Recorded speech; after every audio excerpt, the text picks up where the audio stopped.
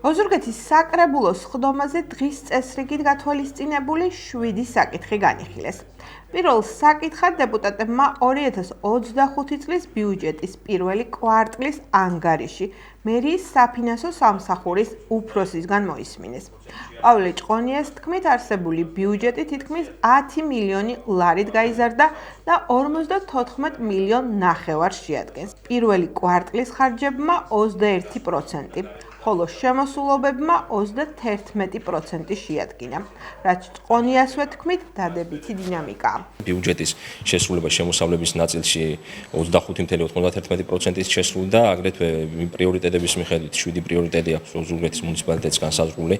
ხარჯებმა 31.31% შეადგინა, რაც ასე ვთქვათ, მაღალი მაჩვენებელია, საკმაოდ ასე ვთქვათ, ფინანსთა სამინისტროს მიერ მოწოდებული პარამეტრების შესაბამისად, ასე ვთქვათ, სტაბილურად მიდის როგორც შემოსავლების, ისე ხარჯების ნაწილის, ასე ვთქვათ, მუშაობა და ამ შემთხვევაში ოზურგეთის მუნიციპალიტეტის ბიუჯეტის შესრულებას როგორც შემოსავლების, ისე ხარჯების ნაწილში საფრთხე არ ემუქრება. ყველა შესაბამისი სამსახური თავისი დაგეგმილი ღონისძიებების ფარგლებში, ასე ვთქვათ, სწორად წარმატებით ართმევს თავს ბიუჯეტის შესრულებას და დაგეგმილი ღონისძიებები, ვთქვათ, ასე გეგმაზომიერად მიმდინარეობს. ასევე საკრებულომ განკარგულება მიიღო მერიისგან ინიცირებული ინფრასტრუქტურული პროექტების მოწონების თაობაზე, რომელიც რეგიონებში განსახორციელებელი ფონდიდან უნდა განხორციელდეს.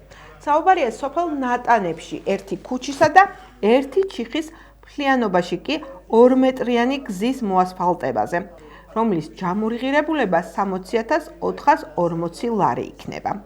ასევე დეპუტატებმა იმსჯელეს ოზურგეთის მუნიციპალიტეტში აპოლონ წულაძისა და დავით აღმაშენებლის ქუჩებზე და დაბაურეკში მდებარე ავტოსადგურების განთავსების მიზანშეწონილობაზე, რომელიც სივრცითი და ქალაქმშენებლობითი განვითარების სააგენტოს მიერ იყო წარმოდგენილი.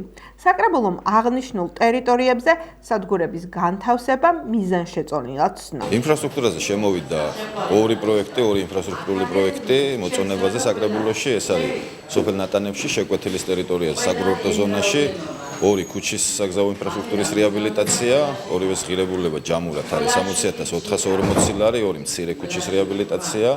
კომისიამ განიხილა აღნიშნული საკითხი, ასევე საკრებულოზე განვიხილეთ აღნიშნული საკითხი და რა თქმა უნდა, საკურორტო ზონაში საგზაო ინფრასტრუქტურის მოწესრიგება არის ძალიან მნიშვნელოვანი.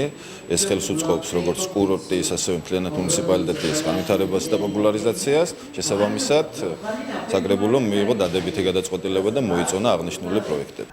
იქით მე-7 საკითხი სახელმწიფო აუდიტის დასკვნა იყო, რომელიც საკრებულოს თავმჯდომარის მოადგილემ გააცნო საკრებულოს წევრებს. აუდიტის დასკვნა მუნიციპალიტეტის 2022, 23 და 24 წლების საქმიანობას შეეხებოდა. შენიშვნები ძირითადად საამშენებლო საქმიანობას, ვადის დარღვევებს, უხარისხოდ შესრულებულ პროექტებს, ასევე საქმის წარმოების საკითხებში დარღვევებს შეეხებოდა. დასკვნა შეეხებოდა აიპებში თანამშრომელთა აღრიცხვიანობისა და კომპეტენციების არასწორად გადანაწილების თემებსაც. ითქვა ისიც, რომ რეკომენდაციები დათქმულ ვადებშია შესასრულებელი. აუდიტის მიერ წარმოდგენილი ანგარიში არის ძირითადად სარეკომენდაციო ხასიათის, მაგრამ იქ არის ცალკეული მუხლები, ცალკეული შენიშვნები, რომლებიც აუცილებლად უნდა იქნეს გათვალისწინებული. აქვე იმასაც აღვნიშნავ, რომ არის გარკვეული ხარვეზები, რომელიც ვთქვათ, შეიძლება ტექნიკური ხასიათი ჰქონდეს ამ შენიშვნებს, მაგრამ მუნიციპალიტეტის საქმიანობისათვის იყოს არსებითი ხასიათი. მაგალითად, საამშენებლო დასრულებული საამშენებლო ობიექტების მიღების საკითხებში ხდება ზოგჯერ, რომ არა თავისდროულად ხდება მომწოდებელის მიერ, ანუ პროექტის შემსრულებელის მიერ დაგვიანებით ობიექტების ჩაბარება, არის ნაკლოვანებები ისეთი, რომელიც ვთქვათ, შეიძლება უკავშირდებოდეს საქმის წარმოებას, ზოგიერთი იურიდიული საკითხების სწორად შეფასებას. მუნიციპალიტეტის მერიასთან ერთად უკვე დავიწყეთ მუშაობა იმ მიმართულებით, რომ ის რეკომენდაციები, რაც შემოგვთავაზა გამოსასწორებლად ანუ ნაკლოვანებების აღმოსავლურად სახელმწიფო აუდიტის სამსახურმა უახლოეს პერიოდში მოამზადებთ წინადადებათა პაკეტს ამ რეკომენდაციების შინაარსიდან გამომდინარე და იმ ნაკლოვანებების აღმოსავლურად რაც დაფიქსირებულია აუდიტის ანგარიში და ვფიქრობ რომ ვთქვათ ერთი კვირის ვადაში მომზადება შესაბამისი ჩვენი კონკრეტული წინადადებები და რეკომენდაციები უკვე აუდიტის სამსახურთან მიმართებით რომელსაც წარუდგენთ ამ სტრუქტურას ბოლოს კი რიგგარეშე საკითხად დეპუტატებმა უმრავლესობის ლიდერის მარიკა ჩხიკვიშვილის განცხადება მოისმინეს ჩხიკვიშვილმა კოლეგებს ოქსფორდის უნივერსიტეტის წერილი გააცნო, რომელიც ქართული ოცნების საქმიანობის დადებით მხარეებს შეეხებოდა.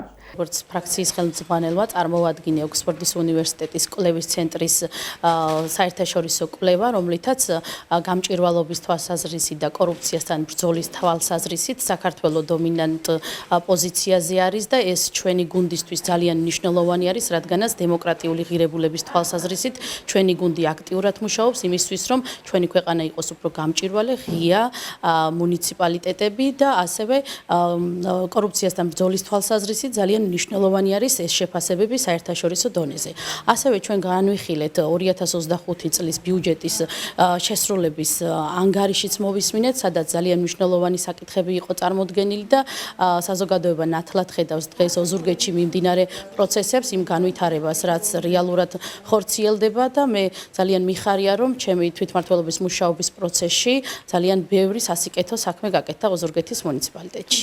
დღეს საკრებულოს ხდომას ოპოზიციური პარტიიდან მხოლოდ გახარია საქართველოსთვის ესწრებოდნენ.